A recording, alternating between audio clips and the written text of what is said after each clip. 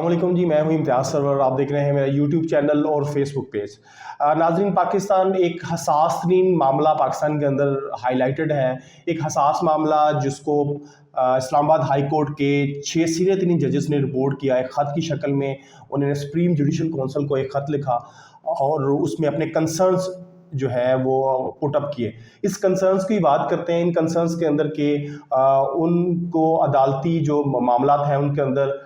जो है हमारी खुफिया एजेंसियों के ऑपरेटिव्स जो हैं उनकी इन्वॉल्वमेंट और इसके अलावा ब्यूरोक्रेटिक इन्वॉल्वमेंट जो है शामिल है, जो उनके फैसलों पर असरअंदाज होती है। एक तफसीली लेटर था जो उन्होंने सुप्रीम जुडिशल काउंसिल को लिखा। सुप्रीम जुडिशल काउंसिल की जब हम बात करते हैं तो उसका जो दायरा इख्तियार है कि वो डिफरेंट सदर पाकिस्तान की तरफ से अगर किसी जज के बारे में कोई एलिगेशंस हो तो उनकी हियरिंग्स होती हैं। इसके अलावा वो डिफरेंट कोड ऑफ कंडक्ट्स जो जजेस की कोड ऑफ कंडक्ट के हवाले से डिफरेंट को हियरिंग की समाअत करता है। लेकिन यहाँ पे जो ख़त लिखा गया है वहाँ पे राय मांगी गई है। राय मांगी गई है कि अगर आपकी पॉलिटिकल या जितने भी केसेस हैं इस पर इन्फ्लुएंस किया जा रहा है उसकी तहकीकात जो है वो होनी चाहिए और डिफरेंट एजेंसीज जो है वो डिफरेंट लेवल पे आके इन चीज़ों पे इन्वॉल्वमेंट शो करती हैं। ये बेखत का मतन है। एक्चुअली वहाँ पे उनसे हेल्प मांगी गई है, गाइडलाइंस मांगी गई हैं कि अगर जो केसेस हैं उनके वर्डिक्ट के ऊपर अगर जो डिफरेंट एजेंसीज जो है उनको अगर इन्फ्लुएंस करती हैं तो उस सूरत में हम अप्रोप्रिएट फोरम क्या होगा जहां पे हम जाके रिपोर्ट करेंगे। क्योंकि एक अप्रोप्रिएट इस तरह से जो इस सुप्रीम कोर्ट के अंदर इसके ऊपर प्रॉपर फोरम नहीं है कि अगर उनको धमकाया जाता है या उनको अप्रोच किया जाता है किसी केसेस के हवाले से या किसी केसेस को इन्फ्लुएंस किया जाता है तो ये एक इम्पॉर्टेंट फैक्टर होगा कि ये किस तरह से इनको टैकल किया जाता है। कल जो है सुप्रीम कोर्ट का एक फुल बेंच जो है, फुल कोर्ट जो है इसकी समाअत हो रही थी। फुल कोर्ट इस केस को, मैटर को सुन रहा था, देख रहा था। सुनने से मुराद इस केस की जो है वो इसके एस्पेक्ट को देख रहा था। तो इसके ऊपर इलामिया भी जारी हो रहा था। लेकिन हुआ ये कि इसके बाद इसका इलामिया जारी नहीं हुआ। अब इलामिया जारी नहीं हुआ तो इसके ऊपर डिफरेंट क्या सराइयाँ चल रही हैं डिफरेंट हलकों के अंदर, पॉलिटिकल हलकों के अंदर क्या सराइयाँ हैं। अब जो है तहरीक इंसाफ का अपना कंसर्न है कि इससे पहले चीफ जस्टिस काजी फाइज ईसा का वज़ीर-ए-आज़म पाकिस्तान शहबाज शरीफ से आज की मुलाकात और इसका जो कल की जो थी इसके ऊपर समाअत है इसको पोस्टपोन कर देना कि एक नेक्स्ट हियरिंग तक और आज एक मुलाकात होना, ये एक और कंट्रोवर्सीज को काइंड ऑफ को जन्म दे रहा है। देखिए,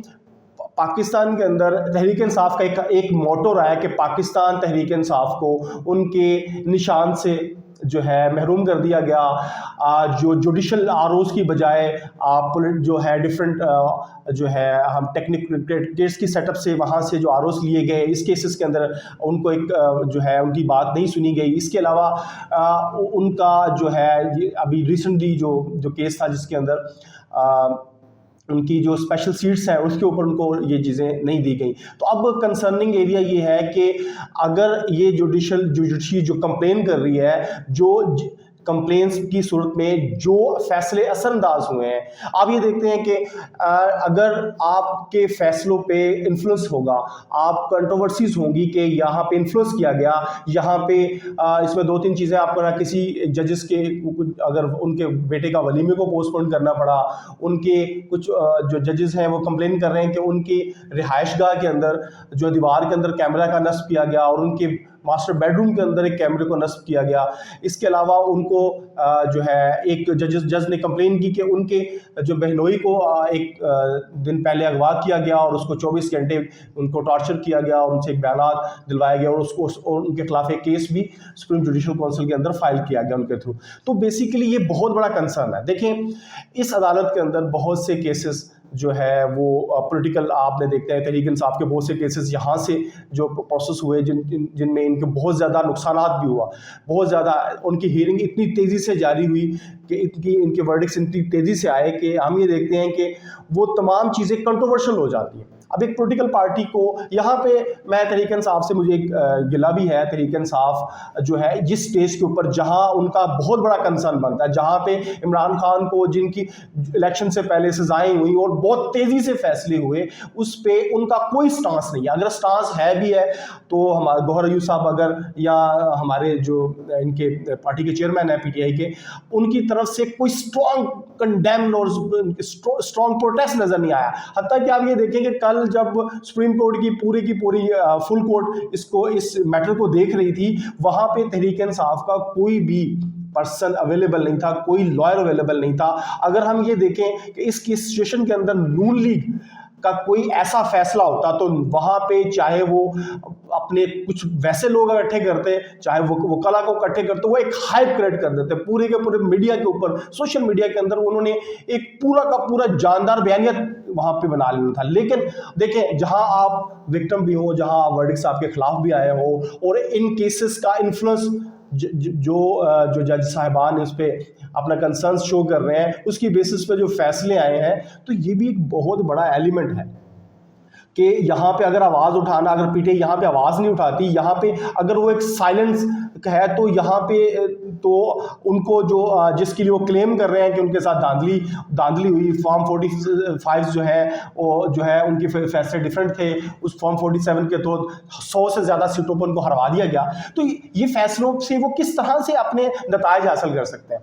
تو یہاں پہ میں یہ کہتے ہوئے مجھے کوئی جو ہے, میں بلا تعملی بات کہوں گا کہ یہاں پہ پی ٹی آئی کی جو قیادت ہے وہ پراپرلی مسنگ ہے. وہ وہاں جو فیصلے لے سکتے تھے انہیں روزانہ کی بنیاد پہ پروٹیسٹ کرنا چاہیے. اگر دیکھیں, اگر آپ پروٹیسٹ نہیں کرتے, اگر آپ اپنے حق کے لیے کلیم ہی نہیں کریں گے, آپ اپنے حق کے لیے ڈیلی بیسس پہ آپ کا پروٹیسٹ نہیں جاتا, آپ مین اسٹریم میڈیا پہ ایکٹیو نہیں ہوتے, آپ ڈفرینٹ جگہوں پہ کارنر میٹنگز کے علاوہ آپ یہ کہہ سکتے ہیں کہ آپ ڈفرینٹ جلسے وغیرہ نہیں کرتے, آپ اپنا سٹانس بیان نہیں کرتے, تو کس طرح سے یہ ثابت ہوگا کہ آپ یہ چیزیں جو ہے اپنے حق کو لے سکتے ہیں. تو یہاں پہ امپورٹنٹ بات میں وہی بات کروں کہ آج کی جو ملاقات ہے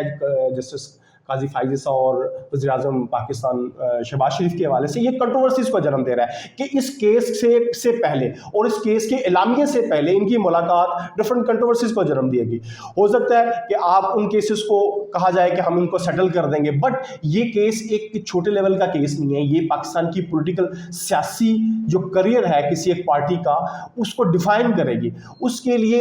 اس کا ایک پورا کا پورا ایلیمنٹ ہے جو پورے کے پورے سسٹم کو, پاکستان کے اندر پاکستان کی سیاست کا جو نقشہ ہے وہ بدل سکتا ہے.